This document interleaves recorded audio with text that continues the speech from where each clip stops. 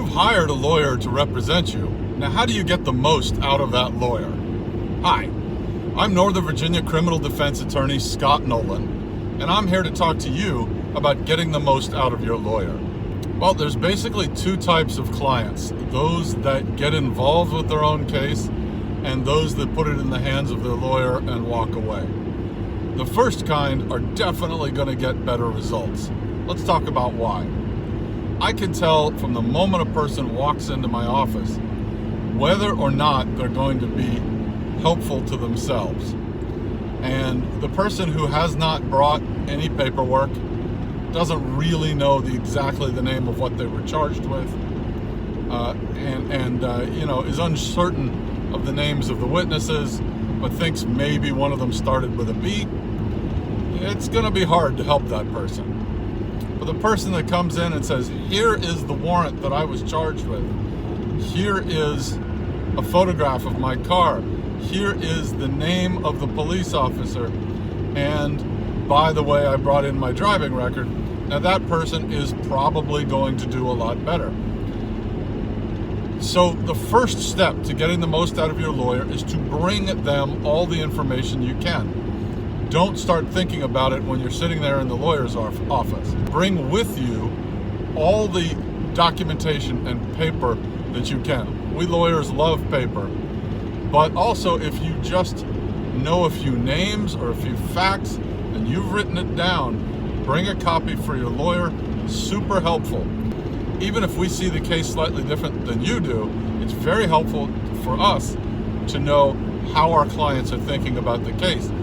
It helps us understand what it is you actually want. That's step number 2. Before you go see the lawyer the first time, think about what it is that you want that lawyer to produce. Now, it might seem obvious. I want you to win my case, but it's not so obvious. Is your main concern jail? Is your main concern keeping your driver's license? Is your main concern your top secret security clearance? Is your main concern not having any sort of criminal record? Is it your upcoming custody case? Your lawyer needs to know those things, because the work that we put in may be the same, but the goal and the way we frame our efforts is going to differ depending on what it is you, our client, actually wants to achieve. The third thing that you need to do is ask your lawyer what it is that you can do to contribute. Now that may be taking a defensive driving course. It may be doing community service. It may be nothing. It might be, look, you've done everything you can. But ask the lawyer what you can do to improve your circumstances or to help him or her with his job or her job. Fourth, and really most importantly, stay off the phone and texting. Police know how to access your phone records. They know how to access your text records. You have no idea how many times people are convicted because they denied everything to the police, to the courts, to their lawyer, and then they text their girlfriend saying, yeah, they're all idiots. They don't know that I robbed that bank or whatever. Texts and phone calls are gonna kill you. Just stop talking. In your lawyer's office, to your lawyer, you can talk about the case. To mom or grandma or your girlfriend, shut your mouth. Talk about something else. I'm sure grandma makes a wonderful pie. Talk about that. The next thing is stay in contact with your lawyer. Your lawyer is going to take your contact information, your address, your telephone, your email address at the start. When those things change, tell your lawyer right away.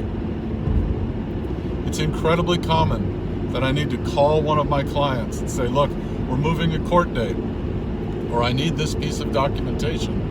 And I hear that your client has a phone system that hasn't been set up yet, so you can't leave a message. And I'll call 3 or 4 times and never hear from that person. I'll send a letter and never hear back. Stay in contact with your lawyer. That does not mean you have to call him every week, but God forbid every day. It just means when things change for you, when you're no longer easily available, if you're leaving the country or the state, let your lawyer know. The last thing is the way you appear in court. Take court seriously. No t-shirts, no shorts, no flip-flops, no cutoffs. You don't have to wear a suit, although that wouldn't hurt. And I really think that the younger you are, the more formally you should be dressed. It does not hurt to demonstrate to the court that you're taking it seriously. If you're under 30, I'm going to strongly recommend for men a coat and tie. For women, dress as you might for a job interview. If you are over 30, men, you can probably skip the tie, but you should dress business casual. Women, same thing, business casual, leave behind the flashy jewelry. I want to be really clear with both sexes, do not dress like you're headed to the club. Judges and lawyers will look at you and judge you, and that is not what you want to be judged on. Just dress like you're going to a job interview. The last way to get the most out of your lawyer is to have a good idea of what the probable outcomes are before you go into court. Your lawyer should be able to lay out for you the 2 or 3 most likely results of a plea negotiation or of a trial. Nothing is more common than when finally confronted with the difficult choice, the defendant hems and haws and demands more time and wants a continuance and may let a good deal slip through his or her fingers. Don't let that be you. Decide ahead of time. If it turns out to be scenario A, then I'm going to make decision X. You need to know what the likely outcomes are and what you're going to do in each of those situations. Have it in your mind so that when you are faced with the actual decision, it's not so difficult. Lastly, at the end of your case, consider whether or not your attorney did a good job. And if he or she did a good job, then take a few minutes to give him or her a good review. You might want to ask that lawyer where they would like this good review. If they don't know, I strongly recommend Google.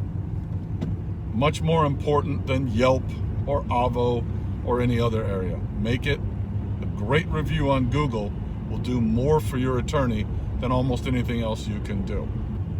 All right, that's how you get the most out of your lawyer. If you have any questions about this or any other area of the law, please feel free to give me a call. I'd be happy to talk to you. And you have a great day.